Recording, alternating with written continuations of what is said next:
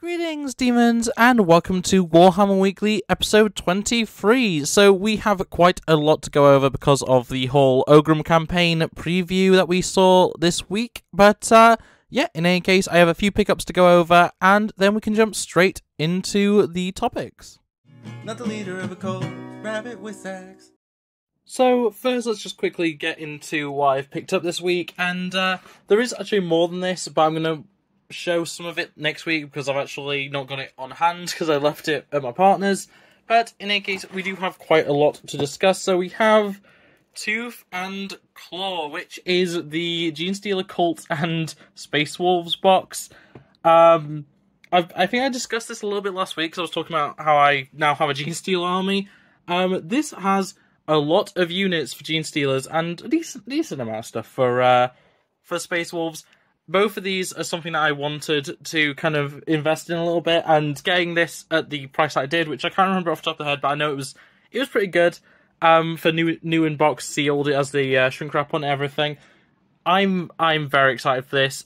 The Genestealer side of it, I'm going to be getting to first. I'm a little Space Marines out with Leviathan and everything, so you know, Genestealers are a little bit different. It's something I don't actually have, other than literally my little.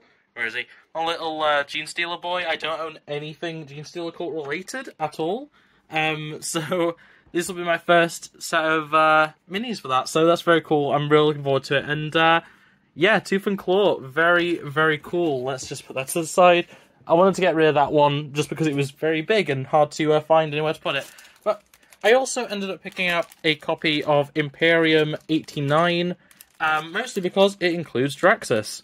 Inquisitor Draxus. I don't own any Inquisitors yet, and Draxus is top of the list other than, like, Eisenhorn, which Eisenhorn's weird to get, so I don't know. But in any case, I actually paid, like, £4 for this issue. It was just on discount, I just happened to notice it. And, yeah, that is definitely worth it for Draxus. So you get the full sprue of Draxus, and, you know, Imperium, which I have a few copies of Imperium. In general, I don't really care about the Imperium magazine as much because its main focus is on Space Marines and Necrons. Even right now, that's always been the case. So, you know, I have a few things. I've got the Sisters of Battle that came with it and stuff, but generally I've stuck to not bothering with it, but I was very interested in getting Draxus, so there we go. New model there for my Imperial Legions, for my Imperial Agents especially. Okay, I'll save that for last, actually. We'll go with, I actually ended up picking up I believe these are 8th edition data cards for the Scutari and Cult Mechanicus. So obviously this is just the Mechanicum now, what's it called? It's just it's the Admech. It's the Adeptus Mechanicus. But the old version, you know, only 6 years, 7 years, something like that.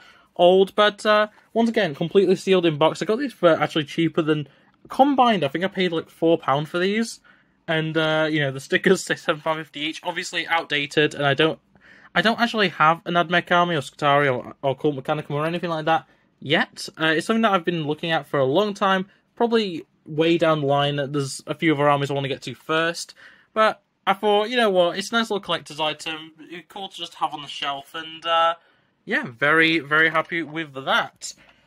So, finally, something that I have been talking about a little bit is, you know, Warhammer Epic Armageddon, and I ended up picking up I believe this is a Wraith Lord, not a Wraith Knight. I could be wrong about that. I'm not going to double check in the editing process, but, yeah, I'm sure someone can tell me for sure, but I believe this is a Wraith Lord for the Eldari, and, I saw this for a really good price, and was like, you know what, I want to, you know, have a variety of different factions, you know, on display for Epic, so, yeah, I picked it up, and I'm very excited for this. I do need to try and remove a little bit more of this paint, because it's not perfect yet, but, yeah, I'm going to be painting this up in that red and white scheme that you see mostly for Craft World stuff, and, oh, no, I didn't drop that very far, but I can't quite get to it, but yeah, I'm very excited to get into Epic properly, so, yeah, very nice addition to that little collection I'm starting to build. But that is everything that I picked up this week. As I say, there is Two of the things that I did actually buy that I just don't have on hand that I'm going to show off next week. And, yeah, otherwise I still have a few things in the mail coming, so there'll be plenty of stuff to show off next week. But, yeah, into the topic. And our first topic is a little bit of a step back to last week, just because I wasn't able to actually get the pictures last week for the new paint sets. There's 3 of them. There's the Infernus Marines plus paints, the Termagants and Ripper Swarm plus paints, and then the Warhammer 40,000 paints and tools set. So, obviously, the paints and tools set is a much bigger kit now and completely replaces the old kit that had a single Space Marine and a single Necron. We're not getting a bundle like that, at least not yet, which I think is kind of a shame. It was nice to have a unique model for both sides. I know technically they were just regular Assault Marine. I don't remember what the Marine type is called, but they were just regular Necron Warriors. But they were both unique sculpts to that kit, which was really, really nice.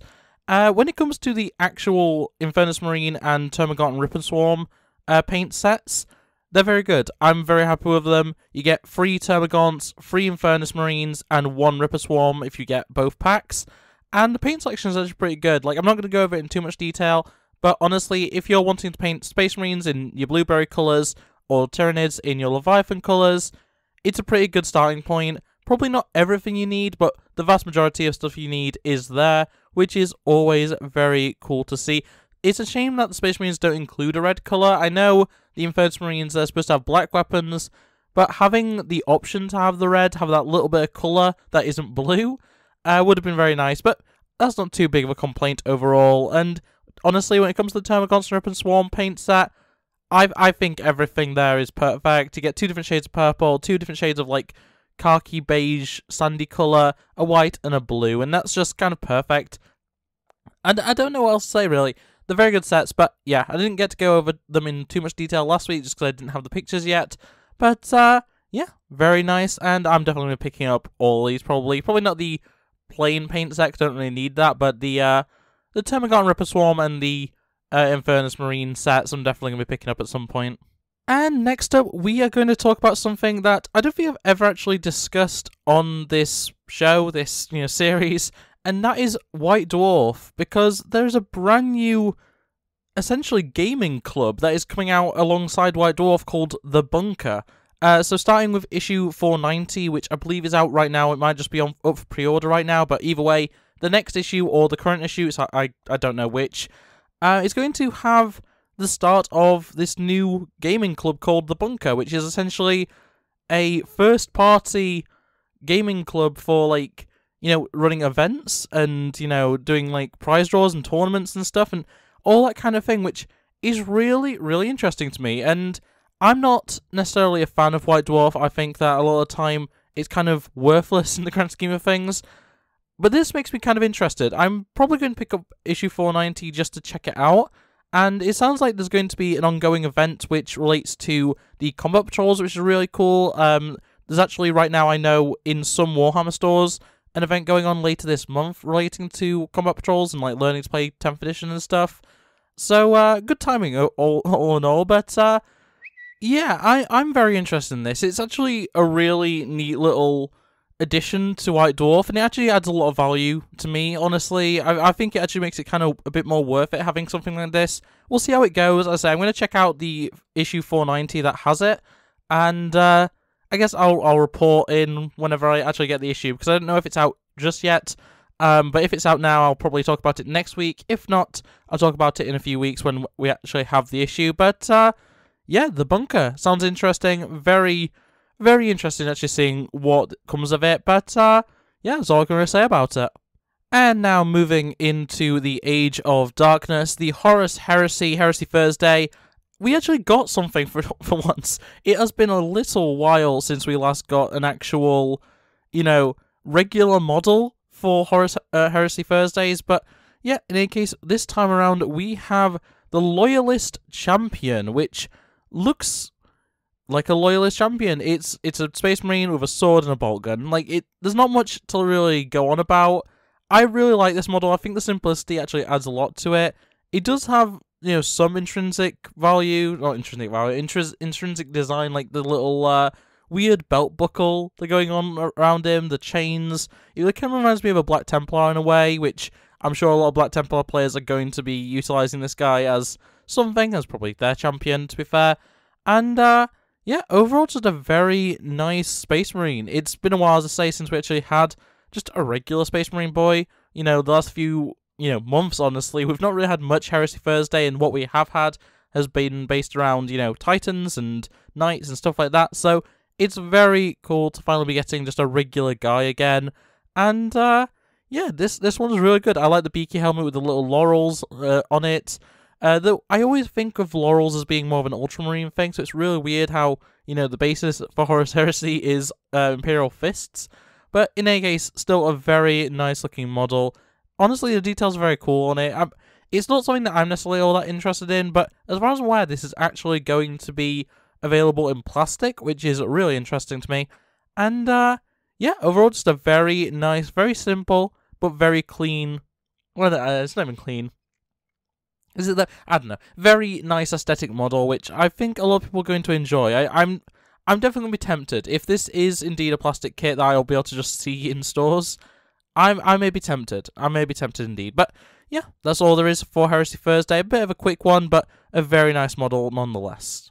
And moving into the Mortal Realms, we have what I believe is the final reveal for the Cities of Sigmar range, and that is the Freequild Fusiliers, which are essentially gun-toting, shielded boys. It's very simple, really. Essentially, it's a bunch of shield bearers with, guns, or as close as you get to guns within the world of Age of Sigmar. And, yeah, they look alright. They look pretty neat, honestly. The shields are very ornate. They have, chains coming off them and little designs and stuff. I've heard a lot of people, and I kind of agree with this, complain that they're a little bit too... I don't know, they're a little bit too clean, they're a little bit too... There's not any damage that's obvious on them, and it's just kind of like, these brand new equipment sort of thing. It's just, they don't really work too well for a world at war sort of scenario, but honestly, they look pretty cool. I love the fact they have, bayonets on them, because I doubt they are moving these platforms, with any sort of speed. I'm sure you could probably take the gun emplacement off of the shield and just run with it like a spear. But yeah, no, that is just so silly to me. But still, look, very, very cool. The flag bearer especially is very, very nice. I love the skulls on there. And, yeah, overall, just some very, very nice models. And, as I say, I think that is the last of the actual reveals for Cities of Sigmar. There is also an alternate version that has, a magic staff-looking thing. Multi-barrel, minigun sort of deal, dual pistols. There's a few different options for these guys, but yeah, very, very nice. And that does lead us into our next topic, which is a breakdown of the entire Cities of Sigmar range. So we do know that quite a lot of our models currently in Age of Sigmar, Cities of Sigmar, whatever you want to call it, are going to be going away very, very soon, probably in time for Old World to bring them back. But in any case, we are going to be keeping some of the things like the Griffin and the Celestial Hurricanum. They're going to be staying, along with obviously everything that we've had revealed up until now. And a lot of the Dwarf stuff, Sigmar and Elf stuff are going to be staying, which is very nice.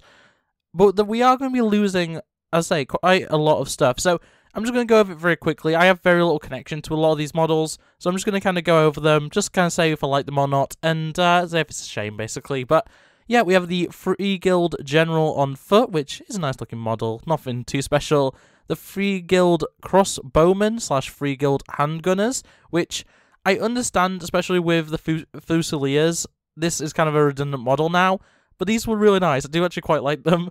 The weapons that they had were very interesting, and just overall, it's kind of a shame to be losing those ones, but it's not the end of the world.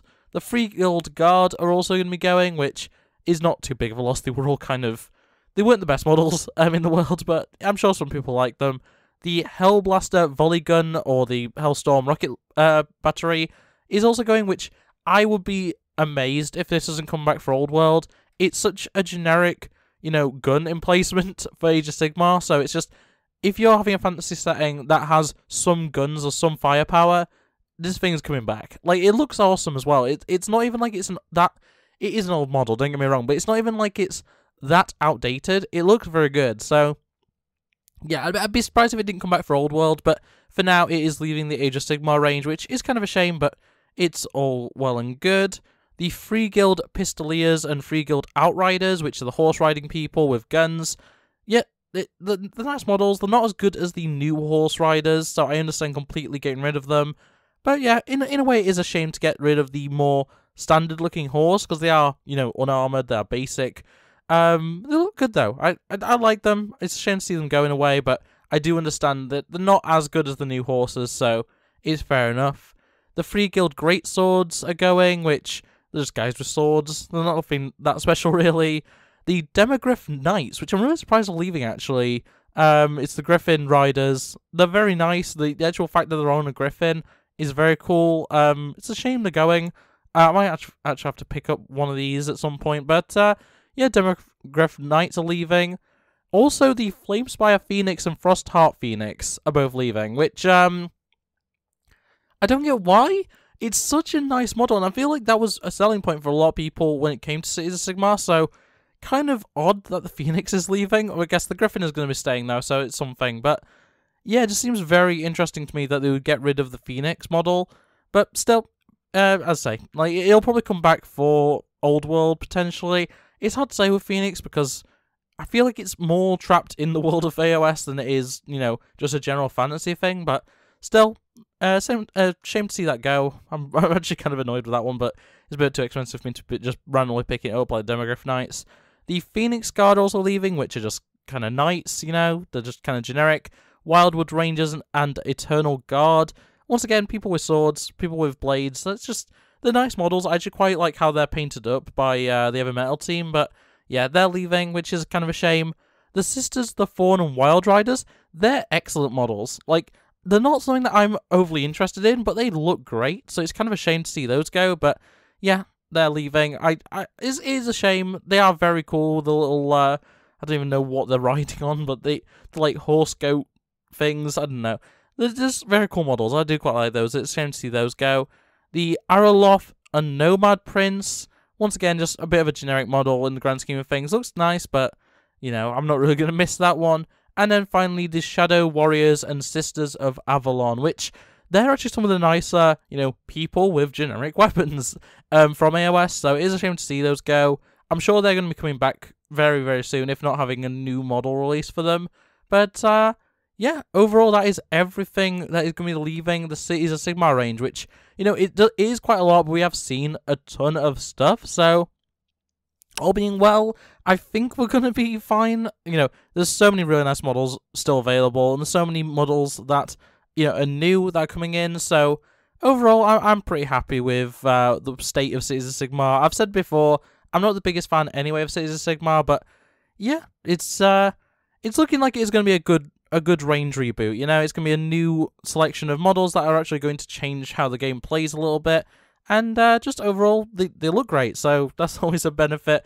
You know, this is different from the Seraphim, where, you know, a lot of stuff for the Seraphim is still available, a lot of the old stuff, even though it's been replaced, technically, but, yeah, I'm looking forward to seeing some of these in person. Not necessarily buying any of them, but, you know, there's odd ones, actually, that I might make into a Chaos model, but still, yeah, moving on. And as I kind of said in the intro, this week saw the newest Warhammer preview online, the Battle for Oghram, and the Tyranids won. I was saying last week that I was worried that they wouldn't. They did, though. They won by 53%, so it was very close in the end, but yeah, Tyranid victory did mean that we got the full reveal for all of the new models for, you know, the Tyranid army, and I'm going to be going through all those in detail, but I'm just so happy that the Space Marines lost. It's so nice. Unfortunately, they didn't get absolutely destroyed. They actually were able to escape mass casualties and stuff like that, but, you know, that's pretty typical for any Space Marine skirmish. But yeah, they actually lost the world, and potentially they may lose the entire system, which is very interesting. But yeah, it's looking up for Tyranid players. You know, it's looking like it's going to be a good time for Tyranids this edition when we're setting up for a Tyranid victory overall. Obviously, the Tyranids can't win the universe because they will, you know, destroy everything. But, Yeah, to be fair, that could be the out for 40k. We could see a universe reset of just like the Tyranids just destroy everything, and we reset everything to a base point. But yeah, that's probably not going to happen until 11th edition or 12th edition or something. But anyway, yeah, the Tyranids won, and that gives us a lot to discuss from the Tyranid range. So let's get into that. And starting off, we have the beautiful Genestealer models, and they are just amazing. They are very, very similar to the original Genestealer models, and I'm a huge fan of those models to begin with. They remind me a lot of the I forgot the Space Hulk. There we go. They remind me a lot of the Space Hulk models. They have a lot of the same like little intricacies, which are really nice. And yeah, just overall, they look lovely. I was way happier when I initially saw them than I am now. Like, I've had a lot of time to look at these. I've spent a lot of time looking at them, and yeah, I'm very, very happy with all these models. They look great. As well, a really cool thing, there is actually enough of either head that you can have 10 with normal Tyranidy heads, or you can have, 10 with the squid heads, which is very, very nice. I do quite like that. And yeah, overall, just a very nice selection of models. As I say, if this had been live reaction to the preview, I would have been way more excited than I am. It's just, as is, I'm very excited for these. I'm going to be getting, multiple boxes probably. But yeah, as it is, I'm just kind of like, well, it's the Genestealers. I love them, but yeah, I've kind of already got attuned to them, so I'm not as excited as I would be if this was the first time seeing them. But yeah, new Genestealers, I love that. Hopefully this leads to a few new models for Genestealer cults, a few refreshes at the very least. But I'm not holding my breath on that. I know this is the year of Tyranid, and yeah, it's looking like a great one. We also got the full reveal for the Termagants and Hermagants. So obviously we've already had the Termagants for a good while, but we've only had one weapon option. We're now getting the full selection of those. So you got the long rifle, you got the explosive, the rocket launcher, you've got the various other like the shorter range weapons and stuff. Just a lot of nice variety there. And honestly, I've been waiting for this to be revealed. I was surprised this didn't get revealed before Leviathan launched.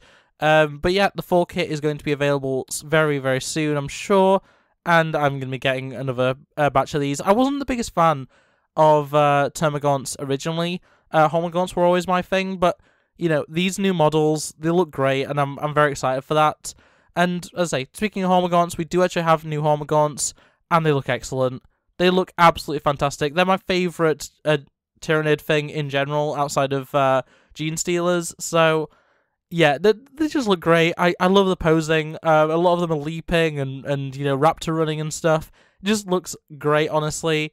And yeah, I'm very, very excited to get these in hand. A few people have pointed out there's one of them that looks like he's landing from a really weird angle, and I can't find him in the list now. But oh yeah, here we go. I'm looking at it now. Yeah, it just kind of looks like it's fallen from a great height and has landed, which is really weird.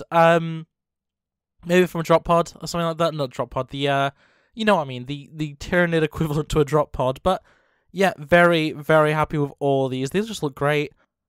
I'm very excited just to get more Tyranid, basic gaunts, and yeah, it's just great. I'm loving everything I'm seeing here. It's all so great. I'm looking forward to it.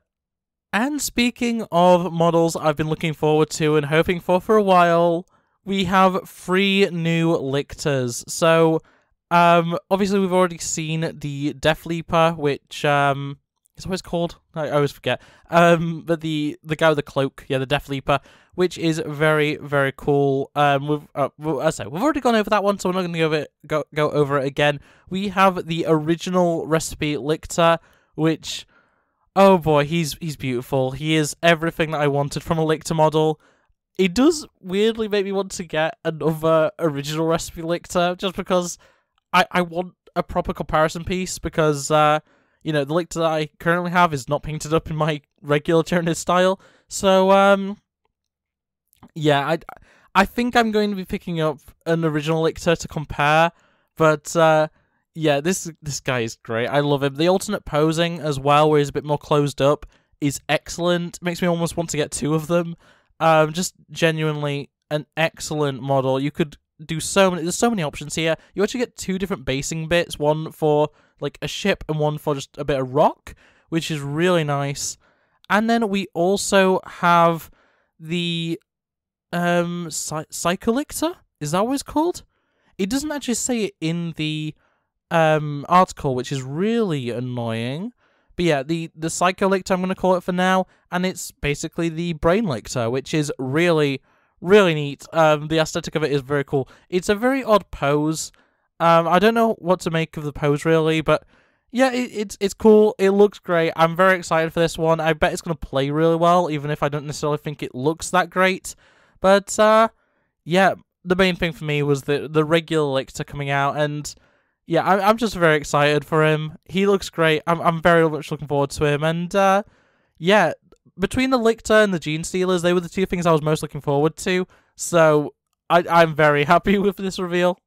And moving on to the penultimate reveal from the preview, we have the Biovore and Pyrovore getting a refresh, and this is well overdue.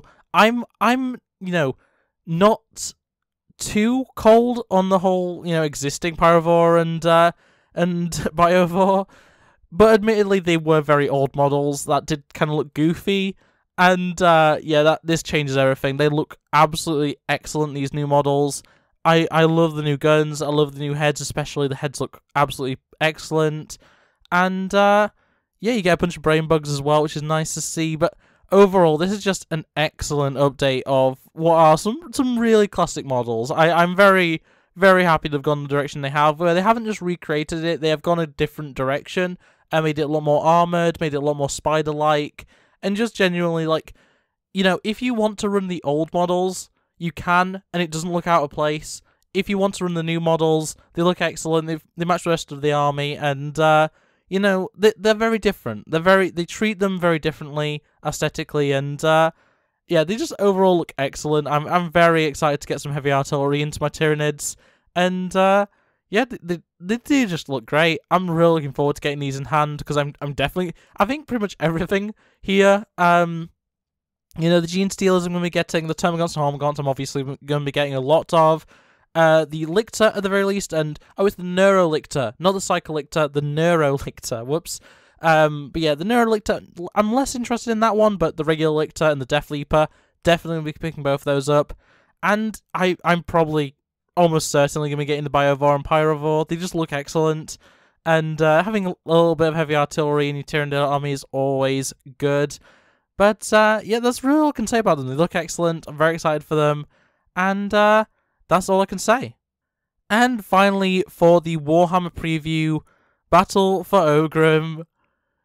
Cower before the apex horrors of the hive mind. That's right, we have the one, the only Norn Emissary, and also the Assimilator, which is essentially the same model, which is really interesting. But yeah, the Norn Emissary, if you've read the Leviathan book, you'll already know about this guy. This guy is an absolute tank. He absolutely annihilates a bunch of custodies, and yeah, honestly, just an excellent, excellent looking model. I'm so excited for this guy. This guy is so neat, and just genuinely, it's everything that I could have imagined from him. It's such a big monstrous model, and essentially would be an equivalent to like a Primarch. Like, a lot of people have been saying that for a while, that this is going to be like the new Primarch equivalent for Tyranids, and it probably is. It can take out multiple custodies. That's Primarch tiers of power, and yeah, like, this could be the ultimate foe for, your Guillimans and your Lionel Johnsons. It's just, there's so much on offer here. I love the design, and as I say, there's also the alternate model, which is the Assimilator, which I don't like as much, but still looks absolutely excellent. They have a really nice image of the Assimilator fighting with a Wraith. Is it a Wraith Lord? I think it's a Wraith Lord. It's not a Wraith Knight, I don't think. I think it's a little bit too small for that. But yeah, just a very, very cool image. And yeah, I'm very excited for the Norn Emissary. I'm hoping it's not too expensive. I'm hoping for that £90 range, like $130, I think. And if he's a bit more expensive than that, if he's like 110, I still might get him. But I'm hoping for less than 100 on him, just because I want to be able to get one. And I probably want to get two, because I want to get the Assimilator as well. But honestly, yeah, absolutely excellent models. I'm very excited for everything. Everything in this reveal was absolutely excellent. I was watching it live. I got there a little bit late because I was finishing watching a show. But yeah, everything that I saw during that reveal was just... I was just ecstatic the entire way through. As soon as I saw that the Tyranids had won, I was so happy for the rest of the day. It was great. And yeah, just so many more Tyranids, so much more Tyranic war to wage. And yeah, just overall, just some excellent models. I'm very excited for them. And finally, that leaves us with our last topic, which is the Rumour Engine for the 11th of July 2023. And it's the skeleton of a vampire. On, like, I assume this is supposed to be, like, some sort of banner of some description. I don't know if this is going to be for the vampire faction, or, like, Flesh Eater courts, or if it's, like, a chaos thing, potentially. I don't really know. But, yeah, it looks very interesting. The fact that it's so obviously, you know, a vampire skull, a vampire skeleton with, like, you know, the guts in it still and everything, it's very interesting. I want to know what this is for, because it could very easily be any number of factions other than, like, it probably isn't Order, but yeah, it's definitely AOS. I don't see a reality where this is anything to do with 40k or 30k, but you know, I've been surprised before, so maybe, but I'm thinking this is either something from a faction of death or a faction of destruction. I'm thinking either this is like an Orc Shaman, or it's like Flesh Eater courts, or something like that. But it looks excellent, honestly. It looks like a very, very nice model, and that's really all I can say about it. But yeah, with all that said and done, that is going to be it for this video. So I hope you enjoyed. If you did, make sure to like it, subscribe if you're new here, and ring that bell so you never miss upload. Otherwise, comment below what do you think of all the different reveals from this week, mainly the Tyranid stuff. I'm really interested in discussing that with you guys. But yeah, without any more to be said, that's going to be it for this video. I hope to see you next time, and yeah. Bye! Look at the screen, you'll be fine. Culture's a disease, but we'll survive. I just wanna take